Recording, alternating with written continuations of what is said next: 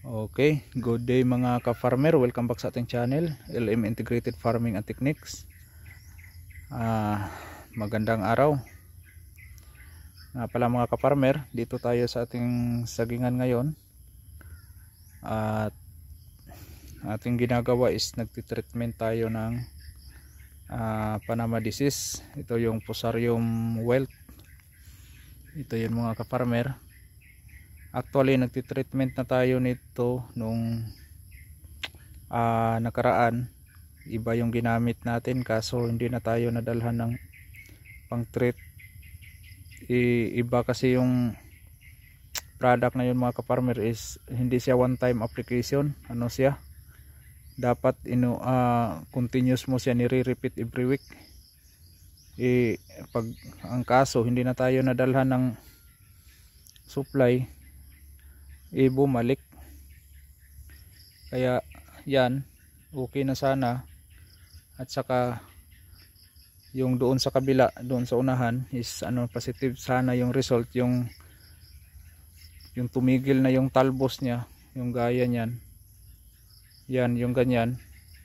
Nagsushooting siya uli. Kaso hindi na sundan. Isang buwan na. Useless yung in-apply natin.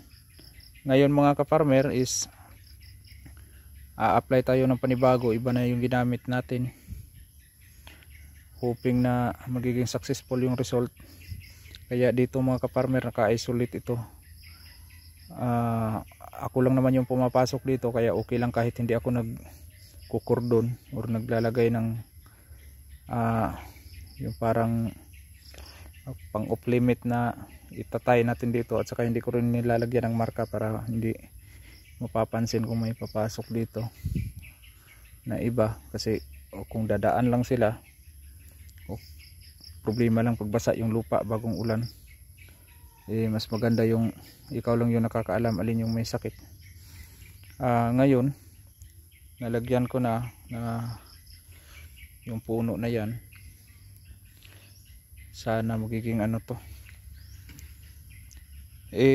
Yung iba na gumagamit nito, ito yung ginagamit natin, yung Triumviron. Tingnan natin mga ka-farmer. Ito ngayon mga ka-farmer, ito yung gagamitin natin, ginagamit natin dito so far. Lahat-lahat na to kasi nung una hindi ko naman ginamit sa lahat-lahat. Positive naman yung result. So ngayon gagamitin na natin sa lahat na talaga. Ito yung Triumviron. Bawat puno mga ka-farmer is dapat yung application talaga niyan is 4 liters bawat na solusyon, yung tubig na may timpla na ng ganito ng Triumviron. Every 4 liters mga ka-farmer is 20 ml ng ganito.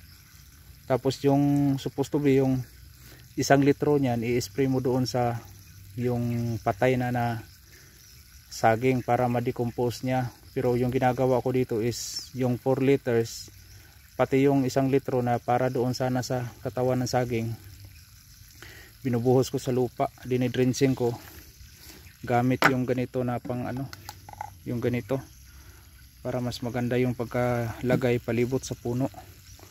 Gaya nung nakita nyo kanina, yung una basa na yun, yung palibot. Yung 4 liters binuhos ko doon lahat.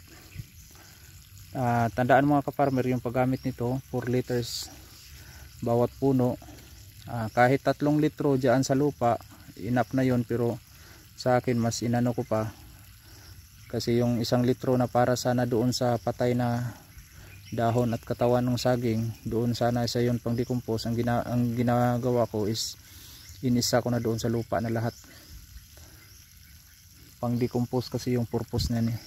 Itong kasi itong produkto na to, dalawang uri ng microbes to. Kasi yung fungus naman, yung soilborne naman talaga, hindi yun siya ma-eliminate ng mga basta ng synthetic chemicals. Kasi kung kaya man siyang patayin, kung alin yung kayang maabot ng chemical, yun lang ang mapapatay niya. Pero yung malalim na at saka yung hindi na talaga maabot, kasi malalim itong soilborne na to, mas marami yung fungus doon sa pinakailalim ng lupa, hindi na maabot.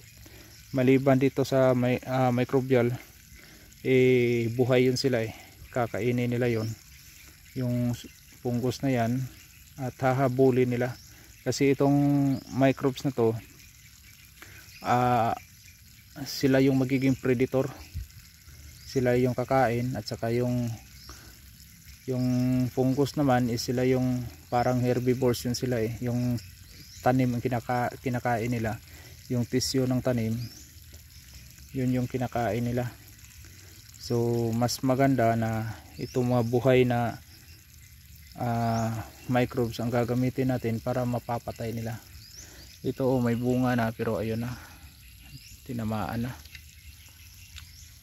Yung ginamit natin nung nauna dito, yung Shukaku Riki, yung dalawa na yan, kahit maliit lang yung nabunga niya, may symptom na yan pero nakalusot, nakabunga. At saka yung isa pa naman yung katabi nitong patay na, yan yung patay na, yung katabi niya nag-survive, nakabunga. Pero hindi pa rin natin magaranti yan na lulusot talaga hanggang ma-harvest, kasi yun nga, dapat weekly yung pag-apply nun itong ginagamit natin, itong Triumviron is ano to siya, pang one time to, one time application. Uulitin mo na lang kung sakali mag-reoccur or either bumalik, kasi minsan malalim na masyado yung pag-generate ng fungus. Wala tayong magagawa dyan, kasi hindi na basta mahahabol ng microbes natin, kaya uulitin. Ang uri pala nito, dalawang uri ng microbes ito mga kaparmer, yung Mycobacterium at saka yung Elisarium. Yung Mycobacterium siya yung pupuksa doon sa mga soilborne, at saka yung Elisarium sa yung nitrogen fixing bacteria, kaya maganda. So at saka mangyayari ito mga kaparmer, ang epekto sa tanim natin magiging malusog, mataba, at saka less na rin yung abono natin na ginagamit, yung NPK, nitrogen, phosphorus and potassium, magiging less na ang paggamit natin. Tapos pag once ina-apply ito sa saging mga kaparmer, halimbawa kung ini-spray mo ito sa lupa, yung pang prevention lang, at saka or either kung nag-drains kayo, lahat ng puno applicable na abono na dapat gagamitin is ammonium sulfate, at saka yung potassium, at saka yung may phosphorus either 1620 or 1846, tapos may potassium. Yun ang applicable na abono. Not necessary na mas marami yung nitrogen na gagamitin, kasi nitrogen fixing nga to so maganda. Okay, yun lang muna mga kafarmer. Sana nakakuha kayo ng idea, lalo na sa mga naglalakatan na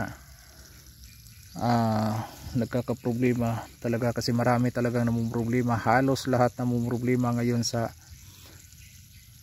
Fusarium wilt or itong Panama disease. Okay, hanggang sa susunod mga kafarmer, laging tatandaan, magsasakang may alam, maginhawa ang buhay, ngunit huwag lang ipagmamayabang, sapagkat Diyos ang nagbigay. Maraming salamat. Bye bye.